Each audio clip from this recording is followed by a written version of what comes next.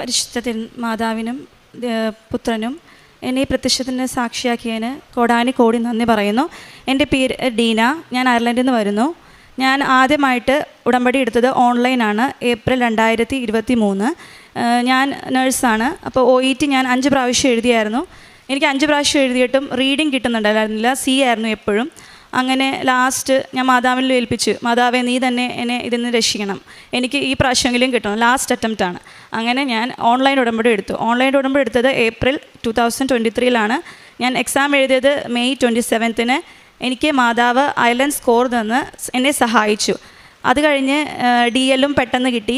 പക്ഷേ എല്ലാവരും പറഞ്ഞു അയർലൻഡാണ്, കുറേ സമയം എടുക്കും, പോകാൻ പറ്റുമോ എനിക്കറിയത്തില്ല, അങ്ങനെയൊക്കെ പറഞ്ഞപ്പം ഞാൻ ഡിപ്രഷനിലായി. അപ്പോൾ എൻ്റെ ഹസ്ബൻഡ് പറഞ്ഞു, എടി നിനക്ക് മാതാവ് തന്നതല്ലേ, മാതാവ് നിന്നെ കൊണ്ടുപോകുമെന്ന് പറഞ്ഞു. അങ്ങനെ ഞാൻ വെയിറ്റ് ചെയ്തു. അങ്ങനെ വെയിറ്റ് ചെയ്തിരുന്ന് പിന്നെ ഇൻ്റർവ്യൂ ഒന്നും ഇല്ല, അവിടെ ഫ്രീസായി, അവർ ഇൻ്റർവ്യൂ ഒന്നും എടുക്കുന്നില്ല എന്ന് പറഞ്ഞു. അങ്ങനെ ഇരിക്കെ ഞാൻ വിചാരിച്ചു തീർത്ഥാടന ഉടമ്പടി എടുക്കാമെന്ന്. അങ്ങനെ ഞാൻ ഇവിടെ മെയ് 12 2024 ഞാനിവിടെ വന്ന് തീർത്ഥാടന ഉടമ്പടി എടുത്തു. അതിൽ ആദ്യത്തെ കാര്യം ഞാൻ പറഞ്ഞത്, എനിക്ക് ഒരു ഗവൺമെൻറ് അവിടുത്തെ അയർലൻഡിലെ HSCയിൽ ഒരു ഇൻ്റർവ്യൂ വരണേ, അവരെല്ലാവരും ഫ്രീസ് ചെയ്ത് വെച്ചേക്കും, എന്നിരുന്നാലും എനിക്ക് അത് കിട്ടണേ എന്ന് പറഞ്ഞിട്ടാണ് ഞാൻ നിയോഗം വെച്ചത്. അത് കഴിഞ്ഞ് എന്നെ ഒരു ഏജൻസി സ്റ്റാഫ് വിളിച്ചിട്ട് പറഞ്ഞു, ഡീന ഇങ്ങനെ ഇൻ്റർവ്യൂ വരുന്നുണ്ട്, നീ DL ഒന്നും കൂടി പുതുക്കേണ്ടി വരും. അപ്പം ഞാൻ ഹസ്ബൻഡോട് ചോദിച്ചു, ഹസ്ബൻഡ് ചെയ്യണോ അത്, ബിക്കോസ് ഓൾറെഡി നമ്മൾ ചെയ്ത് ഇത്രയും പൈസ മുടക്കി, ഇനി ചെയ്യണോ? അപ്പം ആൾ പറഞ്ഞു, നീ ചെയ്തോ, കുഴപ്പമില്ല, മാതാവ് നിൻ്റെ കൂടെ ഉണ്ടെന്ന് പറഞ്ഞു. അങ്ങനെ ഞാൻ പിന്നെയും DLന് നോക്കാൻ വേണ്ടി നിന്നു. അങ്ങനെ ഇരിക്കെ ഇൻ്റർവ്യൂ ഓഗസ്റ്റ് 8 ആയിരുന്നു, അന്ന് എൻ്റെ ബർത്ത്ഡേ ആയിരുന്നു. അപ്പോൾ മാതാവിൻ്റെ അടുത്ത് ഞാൻ പറഞ്ഞു, മാതാവ് എനിക്ക് ബർത്ത്ഡേ ഗിഫ്റ്റായിട്ട് നീ എനിക്ക് ഇൻ്റർവ്യൂ തരണം.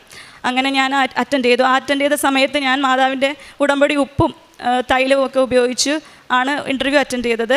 അതിൻ്റെ ഇതുമായിട്ട് എനിക്ക് ഇൻ്റർവ്യൂ കിട്ടി. പക്ഷേ ഇൻ്റർവ്യൂയുടെ ഇത് അവർ പറഞ്ഞില്ലായിരുന്നു, 4 പേര് സെലക്ട് ആയിട്ടുള്ളൂ, വേറെ ഒരു ഇൻഫർമേഷനും കിട്ടിയില്ല.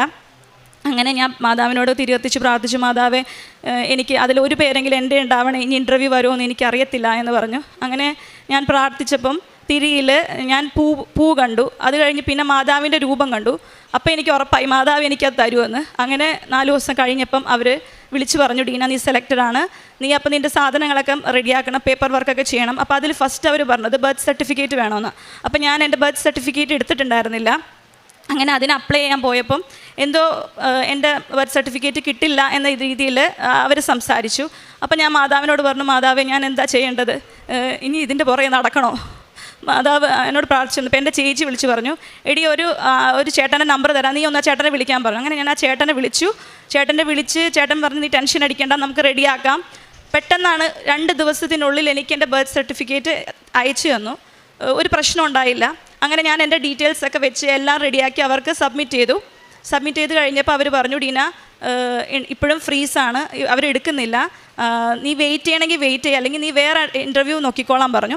അപ്പോഴും ഞാൻ വിചാരിച്ചു, മാതാവ് ഏതായാലും എനിക്ക് വിധിച്ചിട്ടുണ്ടെങ്കിൽ മാതാവ് എനിക്ക് തരും, ഏതായാലും ഇത്രയും നാൾ മാതാവ് എൻ്റെ കൂടെ ഉണ്ടായിരുന്നല്ലോ, ഇനി മാതാവ് എപ്പോഴും എൻ്റെ കൂടെ ഉണ്ടാവും. ആ വിശ്വാസത്തിൽ ഞാൻ ഓരോരുത്തർ കുത്തുവാക്ക് പറയുമ്പോഴും പോകുന്നില്ലേ, റെഡി ആയില്ലേ എന്ന് പറയുമ്പോഴും ഞാൻ വിചാരിച്ചു, മാതാവ് യേശുവൊക്കെ എന്തോരം സഹിച്ചു, നമുക്ക് ഇച്ചിരിയൊക്കെ സഹിക്കാൻ പാടില്ലേ.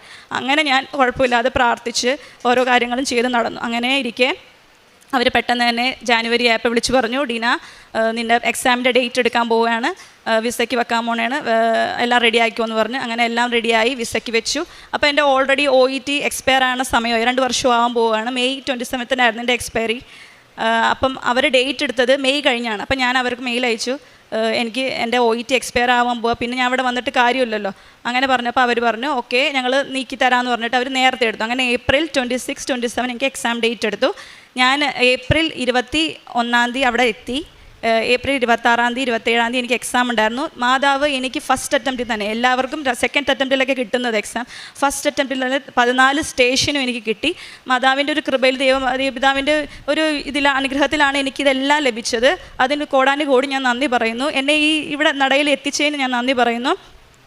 പ്രേക്ഷിത പ്രവർത്തനമായിട്ട് ആരെങ്കിലും സഹായം ചോദിച്ചാൽ ഞാൻ അവർക്ക് കൊടുക്കാറുണ്ട്, പത്രങ്ങൾ കൊടുക്കാറുണ്ടായിരുന്നു. പിന്നെ ഞാൻ അയർലൻഡിൽ എത്തിക്കഴിഞ്ഞപ്പം എനിക്ക് പത്രം കൊടുക്കാൻ പറ്റത്തില്ല. അപ്പം ഞാൻ അത് PDF ആക്കിയിട്ട് എൻ്റെ അമ്മയുടെ ആരെങ്കിലും ഞാൻ ഇത് ചോദിച്ച് PDF ആക്കിയിട്ട് ഞാൻ എനിക്കറിയുന്നവർക്കൊക്കെ ഞാൻ അയച്ചു കൊടുക്കും, ഷെയർ ചെയ്യുമായിരുന്നു. കൃപാസന ഉടമ്പടി ധ്യാനം കാണുമായിരുന്നു. പിന്നെ ഡെയിലി ബ്രെഡ് എല്ലാ ദിവസവും കണ്ടിട്ടേ ഞാൻ ഡ്യൂട്ടിക്ക് പോകത്തുള്ളൂ. ഞാൻ ഡ്യൂട്ടിക്ക് പോകുമ്പോൾ ഉപ്പും തൈരും ഉപയോഗിച്ചിട്ടേ ഡ്യൂട്ടിക്ക് പോകാറുള്ളൂ. അത് ഉപയോഗിക്കുമ്പോൾ എനിക്കൊരു ആത്മധൈര്യം, എന്ത് ചെയ്യാനും ഒരു പേടിയില്ലാത്തൊരു അവസ്ഥയായിരുന്നു. എപ്പോഴും എൻ്റെ കൂടെ മാതാവുണ്ട്, എന്തിനും മാതാവുണ്ട്. അതുപോലെ തന്നെ എൻ്റെ ക്രിറ്റിക്കൽ കിട്ടണ സമയമായപ്പോഴും എല്ലാവരും പറഞ്ഞു നിനക്ക് ശരിയായില്ലേ, ക്രിറ്റിക്കൽ ശരിയാന്ന് വെച്ചാൽ 2 വർഷം അവിടെ വർക്ക് ചെയ്യാനുള്ള ഇത് പെർമിറ്റ്. അപ്പോഴും ഞാനിങ്ങനെ പ്രാർത്ഥിച്ചുകൊണ്ടിരുന്ന് ഞാൻ ഡ്യൂട്ടിക്ക് വരാൻ നേരത്ത് ഞാൻ മഴവില്ല് കണ്ടു. അപ്പോൾ മാതാവ് എപ്പോഴും എൻ്റെ കൂടെ ഉണ്ടെന്നൊരു വിശ്വാസമുണ്ട്. ഈ ഉടമ്പടി വഴിയാണ് എൻ്റെ മാതാവ് എൻ്റെ കുടുംബത്തിൻ്റെ ഓരോ മീൻസ് എൻ്റെ മക്കളുടെ കൂടെയും എൻ്റെ ഹസ്ബൻഡിൻ്റെ കൂടെയും എൻ്റെ ഫാമിലിയുടെ കൂടെ എപ്പോഴും ഉള്ള പോലെ എനിക്ക് ഫീലിംഗ് ഉണ്ട്. ഇത്രയും തന്ന അനുഗ്രഹത്തിന് ഞാൻ കോടി നന്ദി പറയുന്നു. 94-ാം സങ്കീർത്തനം 19-ാം തിരുവചനം. എൻ്റെ ഹൃദയത്തിൻ്റെ ആകുലതകൾ വർദ്ധിക്കുമ്പോൾ അങ്ങ് നൽകുന്ന ആശ്വാസം എന്നെ ഉന്മേഷവാനാക്കുന്നു. ഡീന എന്ന ഈ മകളുടെ പ്രത്യക്ഷീകരണ സാക്ഷ്യമാണ് നമ്മോട് പങ്കുവച്ചത്.